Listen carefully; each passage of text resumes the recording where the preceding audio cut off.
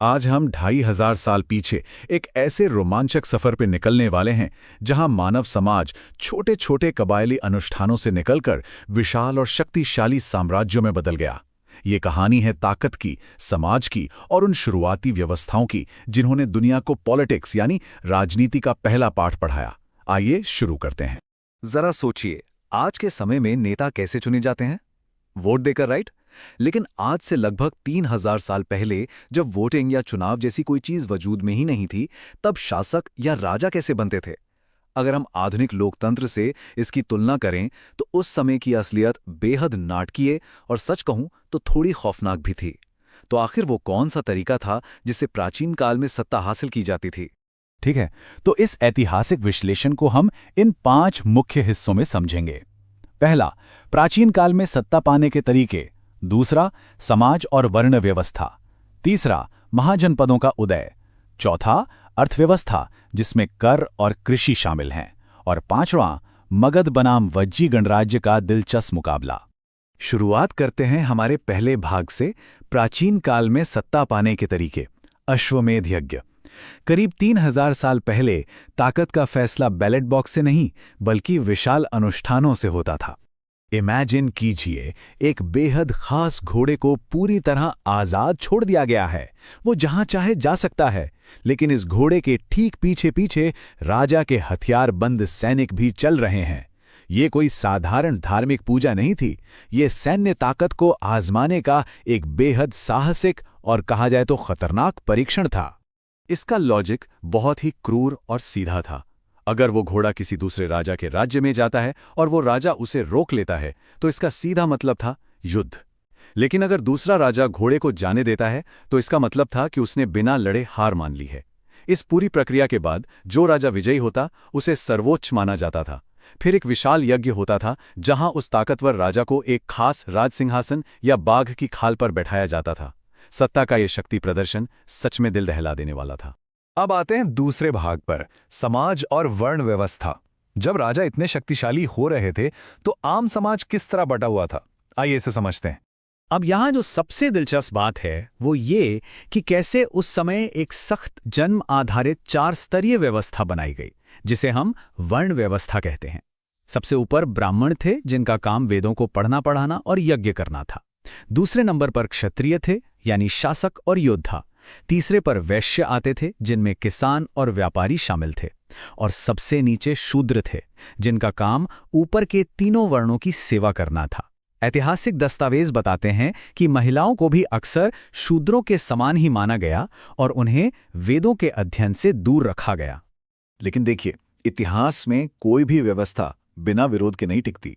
जहां एक तरफ जन्म पर आधारित ये कट्टर वर्ण व्यवस्था थी और छुआछूत के नियम गढ़े जा रहे थे, वहीं दूसरी तरफ इसका तगड़ा विरोध भी शुरू हो गया था।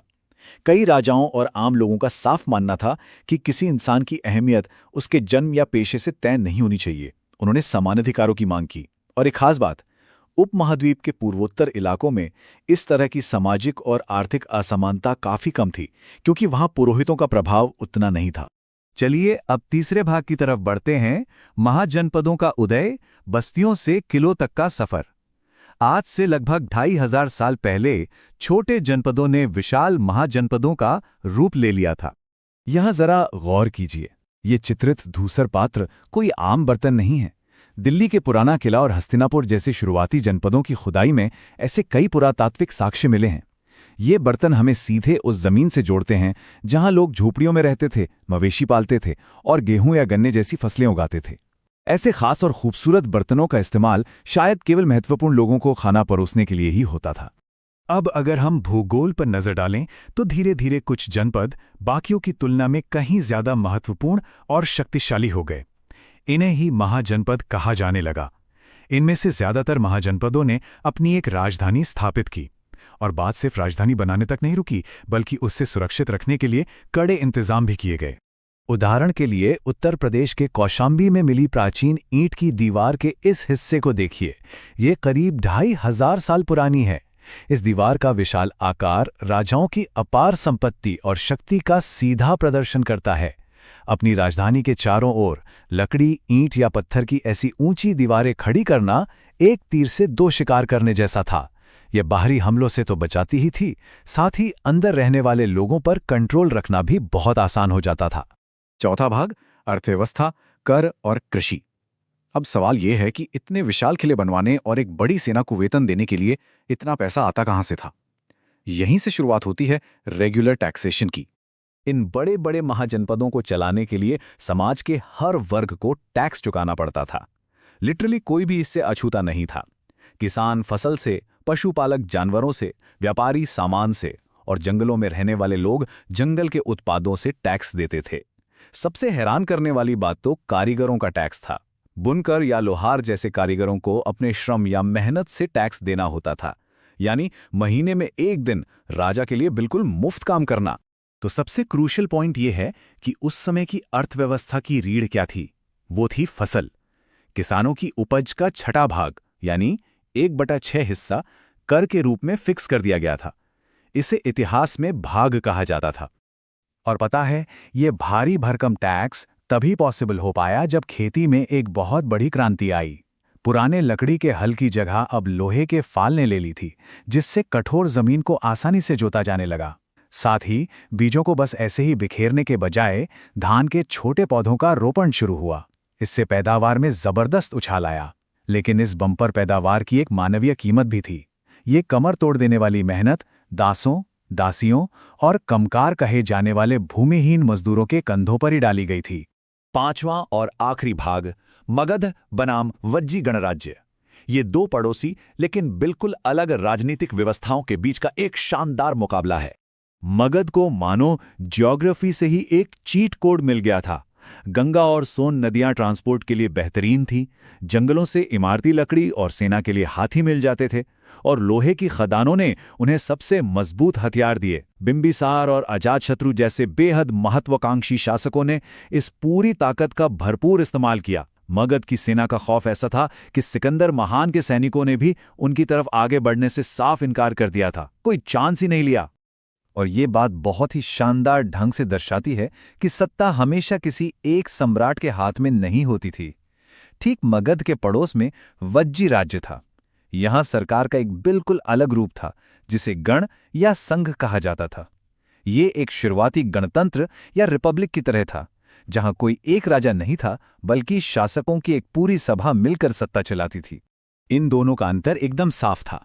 एक तरफ मगध, जहां एक अकेले शासक के पास पूरा कंट्रोल था, और दूसरी तरफ वज्जी संघ, जहां कई राजा एक साथ शासन करते थे। वे बाकायदा सभाओं में मिलते, बहस करते और सर्वसम्मति से फैसले लेते थे। हालांकि यहां भी एक कैच है। महिलाओं, दासों और कम्मकारों को इन सभाओं में हिस्सा लेने की इजाजत नहीं थी। लेकिन ये तथ्य अपने आप में बेहद दिलचस्प है कि भगवान बुद्ध और महावीर दोनों ही ऐसे ही गण या संघ से आते थे। बौद्ध ग्रंथ दीर्घ निकाय में इसका बहुत सजीव वर्णन है। जब अजातशत्रु ने वज्जी पर हमला करना चाहा, तो भगवान बुद्ध ने कहा था, वज्जीवासी तब तक उन्नति करते रहेंगे जब तक वे पूर्ण और नियमित सभाएं करते रहेंगे और आपस में मिलजुल कर काम करते रहेंगे।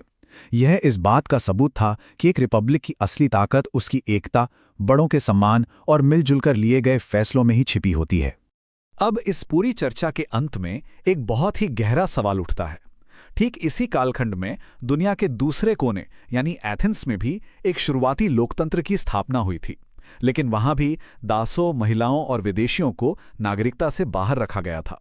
वज्जी संघ और एथेंस का ये इतिहास हमें ये सोचने पर मजबूर करता है कि क्या कोई भी व्यवस्था केवल चुनाव या सभाएं करने से लोकतांत्रिक हो जाती है?